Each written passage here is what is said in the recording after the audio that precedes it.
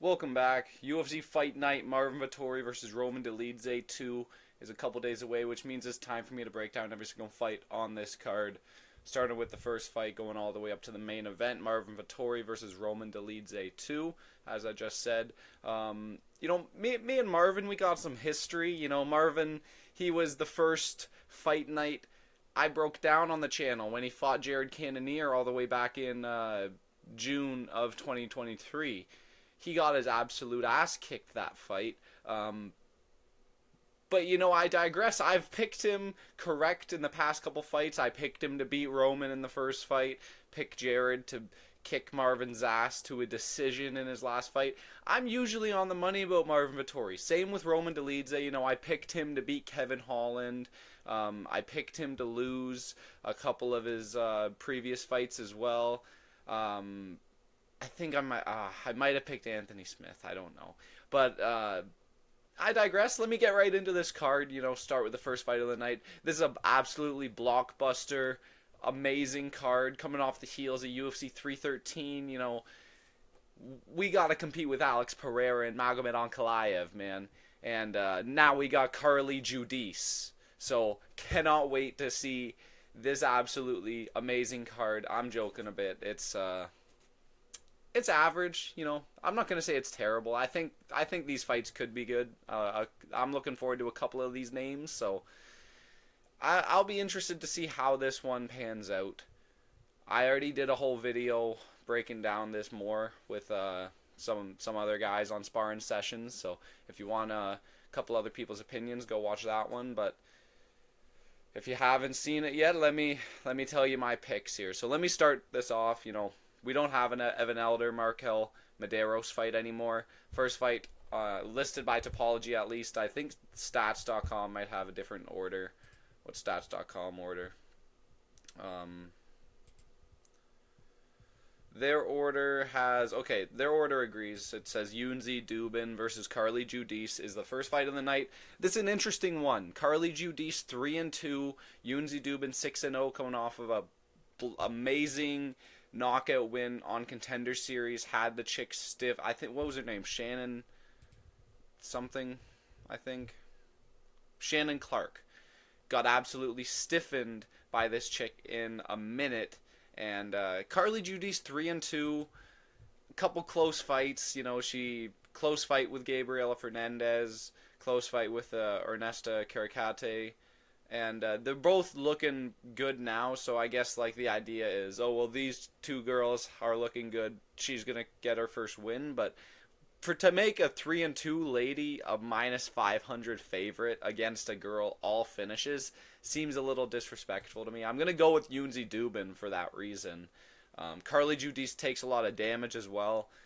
Who's to say this isn't the one that fucking tips the scale, and she finally gets flatlined? I'm going to go with Yunesy Duben to do that. I'm going to say she gets a KO. She's one of these, Latin American. I was going to say Brazilian, but she's not Brazilian, actually. She just packs a punch, Some of these ladies pack a punch, and some of these are just there to take damage. So I'm going to say Yunesy Duben gets a knockout over Carli Judice. That'll be the official pick. Moving on to the next fight. Amazing two really high level women's fights back to back to start the card. We got Josianne Nunes versus Pricilla Cachoeira, two girls who lost their last two fights. What's gonna happen in this one? I kind of see this going long. I won't lie. Pricilla Cachoeira takes a lot of damage most of the time. Maybe their styles are more tuned to a knockout, but I'm going to pick Josianne Nunes. I think she's probably the safer option, 31 years old compared to 36. Reach advantage. I think if anyone's getting the knockout, it would be Josianne Nunes. But Priscilla's never been knocked out before, so I'm going to say Josianne Nunes is going to get a decision win in this one. So that'll be the official pick. I'll spend a little less time on that one than the first one, but I'll say Josianne Nunes by decision. Next fight, Andre Lima, Daniel Barez. Kind of interesting. I'm not too high up on Andre Lima. I thought Felipe Dos Santos would beat him, but Interesting. Andre Lima had more gas than Felipe Santos. Surprising. But Andre Lima is now on a 3-fight win streak in the UFC. I'm going to have to stop denying him at a certain point. Daniel Barez is like a 36-year-old. He gasses out. He did win his last fight. That was, I think it was at altitude. Was it Mexico City? I think it was Mexico City. No, it wasn't. It was Paris. That's my bad. But he looked pretty good in his last fight. But at Victor Altamirano, I think Andre Lima is a step above Victor Altamirano. Altamirano's gassed out in the past as well. Barez gassed out in the first round against Jafel Filho. I think Andre Lima will be able to get it done by decision. That'll be the official, maybe a finish too, but that'll be the official pick by decision. So, moving up, Josias Musasa versus Carlos Vera, the KO guy or whatever his nickname is. Carlos Vera, kind of a nothing grappler, BJJ guy. He's kind of the last. He's the former generation of fighters where it's like they kind of grow up learning one skill and then they kind of adapt to everything else along the way. So they're a main BJJ guy that can barely strike, can't really take people down. And they kind of just get stuck in a loop of like, if they can't do their jiu-jitsu, if they can't implement their game, they have nothing else to go to. These new MMA fighters, they grow up learning everything, and it's just a different game now. These young guys are going to beat these older generation of fighters, especially the Carlos Veras of the world, most times out of 10. And Josias Musasa, this guy hits like a truck. He didn't get a finish in his last fight, but that was the first one. I think that's the first time he ever went to a decision. Yep, and yeah, I don't see Carlos Vera hanging with Josias Musasa at all. I don't see it. I'm gonna say Musasa puts him out pretty, maybe like a cumulative damage TKO type thing, body shots over time, round 2 TKO, but I would not be surprised if he just flatlines him, or just Carlos Vera doesn't like the power and goes down in the first round. Would not be surprised about any of those circumstances, but I'll say Musasa, round 2, KO win, possibly round 1, under 1.5 rounds, I'd say. That's the official pick. Next fight, we got Diyar Nurgozhay versus Brendson Ribeiro. Ribeiro's coming off of a win over Cal Machado. Split decision where, like, they both could have got knocked out, but Machado just didn't have enough pop in his shot. Diyar Nurgozhay coming off of a head kick knockout on Contender Series. I think he might have been the underdog in that fight. I might be wrong on that. I might be thinking of someone else. Yeah, I think I might be thinking of someone else on that one. He definitely was the favorite against him. But he's got a reach disadvantage here, so I am worried for Diyar Nurgozhay. That's like a 7-inch reach advantage for Brendson Ribeiro. That's enough to kind of make it difficult to touch him on the feet. But Nurgozhay's a pretty crafty striker. Anyone could go out at any point, but I'm actually looking at the over in this fight. Diyar Nurgozhay was, like, that Contender Series fight was going over until he landed a head kick that wrapped around the guard. It was like a very circumstantial head kick, and I don't see it happening again. I don't see him getting a quick finish over a guy that has a 7-inch reach advantage on him. I see this going to a decision. I could possibly see an upset of Brendson Ribeiro. I could.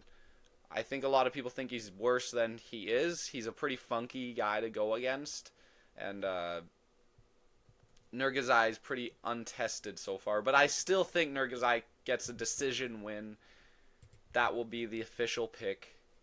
Moving on, we got Sam Hughes versus Stephanie Luciano. Sam Hughes coming off of a fraud check. I'll say fraud check win against Victoria Dudikova. She was due for one.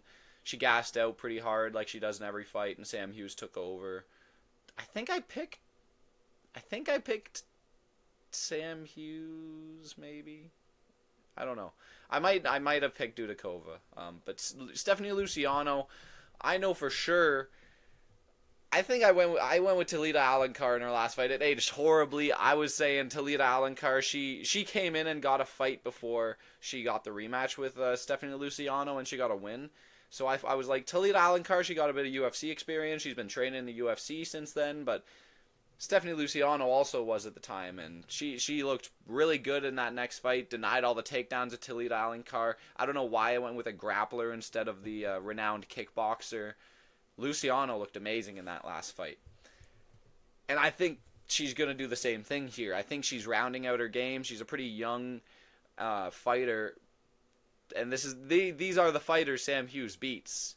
So I'm worried a bit. But I think she's going to be more well-rounded. I don't see her gassing out like she kind of did in the Talita Alencar fight. I think she's going to show improvements. You know, she's a young fighter, so every fight we're going to be seeing improvements from her. I'm going to say Stephanie Luciano takes home a decision win. I'm not picking Sam fucking Hughes. I'm not picking Sam Hughes. Ain't happening. Stephanie Luciano, decision win. That's the official pick. Waldo Cortez Acosta versus Ryan Spann's the next fight on the card. Sorry to spoil the show, guys. We're going Waldo Cortez Acosta. I could understand if Ryan Spann gets it done. I'd understand. You know, I've been preying on the downfall of Waldo Cortez Acosta for quite a long time now. I picked Rebellis to Spain. Pretty confidently, I picked Rebellis to Spain against Waldo Cortez Acosta.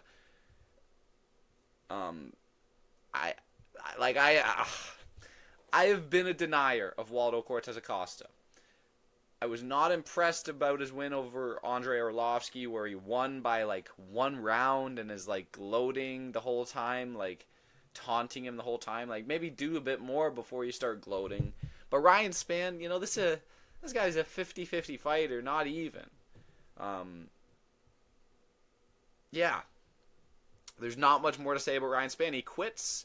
He's got no grit in him. And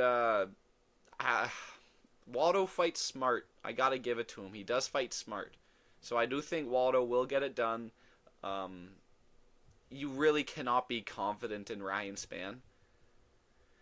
And I think you can be a little bit more confident in Waldo to follow a game plan. So I'll say Waldo Cortez Acosta takes home a decision win. Next fight, we got Su Young Yu versus AJ Cunningham. Cunningham is the victim of Ludovic Klein. Su Young Yu, this guy, he just smudged it up in his last fight against Judice. I did pick Judice. I thought Judice would be better on the feet. No, this guy just has never fought in his life. Looks terrible. Absolutely trash. Cannot throw a punch. Cannot deny a takedown. Su Young Yu gets a lot of control. I want to say the exact amount of control time he got in his last fight, just so I am fully on the money here. How much control time did he get? Because it was a lot. It was a lot. Oh, wow. Not as much as I thought. It was only 4 minutes and 45 seconds. I thought it was a bit more substantial than that. It seemed a bit more than that, but he was smudging it up, but he did what he needed to do to win, was following the game plan. What I learned from Su Young Yu, though, is he's not that exciting of a fighter. He's not looking for a finish. I think he's going to get a decision win. I'm picking a lot of decisions here, but there's reasons. There is reasons. And finally, we're on to one that's not a finish. Let me get into it. Damon Blackshear, Cody Gibson. So Damon Blackshear is coming off of a good win over Cody Stamen. Nice submission win. He did get knocked out by Montel Jackson. You know, Mario Batista smudged it up against the fence and took home a decision win against him as well.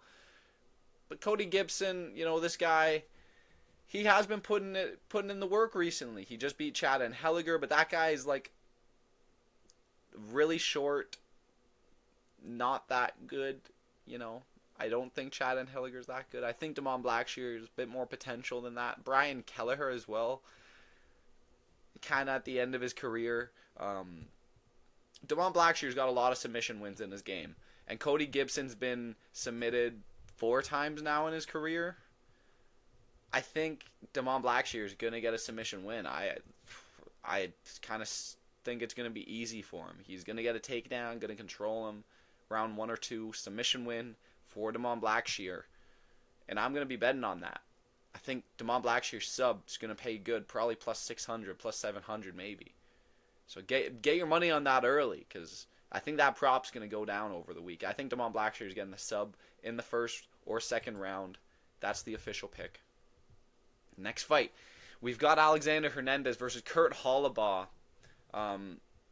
Alexander Hernandez coming off of the win against Austin Hubbard. Is he going to beat the other tough finalist? Find out next time. I don't think he is. I think Kurt Holobaugh is a bit better. Alexander Hernandez, if I told you the last time this guy won 2 fights in a row was 2018, is that not crazy? Look at his record. Look at his record. Wins one against Hubbard. Loses to Damon Blackshear. Bill Algeo. Wins against Jim Miller. Loses to Billy Corantilla. Renato Moicano. Wins against Mike Breeden. Like, do you hear the names I'm saying? I mean, I'm not talking shit to Jim Miller, but Mike Breeden. Austin Hubbard. Chris Grootsmatcher. Francisco Trinaldo. Okay. Oliver Aubin Mercier. Like, these are really, like, high-level names that are jumping off the page, aren't they? Kurt Holobaugh, this guy worked his way back into the company, and, like, he is at the end of his career, 38 years old, but this guy's got grit. This guy's got grit. He's got old man strength. Coming off a win over Kainan Kotruski, kind of fraud-checked that guy a bit. I don't want to keep saying the word fraud-check, but this guy was, I think he was a fighting nerd. I think he was part of the fighting nerds. Yeah, he kind of just got shoved away. You know, forget about you. No, you didn't happen. You didn't happen. These are the fighting nerds. I'm pretty sure that's what happened. I'm pretty sure they kind of hyped this guy up for a week before that fight against Kurt Holobaugh, and then he didn't live up, and then they kind of just sent him out to the curb. But you know, Trey Ogden's not a bad loss. Austin Hubbard, I know I kind of just talked bad about him. Jason Knight, these guys are not bad names. And I think Alexander Hernandez cannot win 2 fights in a row anymore. I don't think it's possible. Prove me wrong, Alexander Hernandez. I don't think it's going to happen. You're going to gas out. You're the younger guy in this fight. You're going to gas out against the 38-year-old. And Kurt Holobaugh is going to win this fight, possibly finish you by TKO in the 2nd or 3rd round. But I'm going to say Holobaugh decision win. That's the official pick. Next fight, we got Kevin Vallejos versus Sungwoo Choi. Pretty excited for Kevin Vallejos. His last loss was Gene Silva, but you don't usually hang to a decision against Gene Silva. That's all I'm going to say. This guy on the feet is looking like Ilia Topuria, the way he boxes. Puts together a 3-fight win streak in the span of a year and a half. And that KO win on Contender Series, he made the dude look like a little boy. He was just fucking ripping body shots, and like he didn't get the knockdown or whatever, but it was like a standing TK, or no, he did get a knockdown at the end, but he was just beating the dude against the fence for like 30 seconds pretty much, just ripping this dude up. I felt bad for him. Like, rewatching it, it's like, it's almost uncomfortable, man. I start laughing because it's like, holy fuck, this beating is crazy. The amount of damage that he's putting on him right now. Sungwoo Choi is a guy that gets knocked out, you know? He's a guy that gets knocked out. He got knocked out in the 1st round in his last fight. You know, he beat Jarno Aarons, kind of hanged in there, but is Aarons known for his 1st round finishing instincts? No. Trezano finish. Josh Kulabau. He hung to a split. You know, he's taken a lot of damage, is what I'll say. But Kevin Vallejos is going to put this guy out in the 1st round. This is an easy pick. I'm not going to spend more time on this. Kevin Vallejos, round 1 KO. Bet the life, man. Bet the life, man. That's easy money. That's free money. On to the co-main. We got Elizo Zaleski versus Chidi Njokuani. Kind of interesting. Zaleski's coming off of a win against Zach Scrogan. Short notice. Fill in for Nicholas Dalby. I was picking Dalby to beat Zaleski. And then Zach Scrogan comes in. This guy was a nobody coming from the regionals. a nobody. And I obviously switch my pick to Zaleski, and I say round 1 KO. That was the easiest pick of my life. Chidi, I've been wrong about this guy quite a bit. You know, I think I picked Jared Gooden. That's a pretty bad pick in hindsight. Obviously, he would beat Reese McKee. That was a pretty close fight, though. And yeah, no, like, he just... Whenever I pick him, he seems to lose. Whenever I pick against him, he seems to win. I am picking him to beat Zaleski, though. I think he's going to get... You know, Zaleski has trouble with the long guys. When he goes against Randy Brown, he can't really do it. I think Rinat had a... Rinat had a reach advantage on him, too. No, 1 inch. But, you know, he has trouble with the long guys. Muslim Salikov as well. Chidi has a 7-inch reach advantage and has a 4-inch height advantage. That's substantial. He's going to be the bigger guy. He's going to be able to bully Zaleski a bit with his size. AO, pause. But if I'm putting my money on this fight, it's going to be the underdog of Chidi. And, like, they're both at the end of the career, but 36 compared to 38. You know, you got to go with Chidi here. I think that's the bet. It's the better play. I see Chidi winning this fight. Probably a decision win. Maybe he even puts him out by a KO. But Chidi's going to win this fight. That's the official pick. Moving on to the main event, we got Marvin Vettori versus Roman Dolidze. This is a rematch. Their first fight, I think it was back in 2023, early 2023.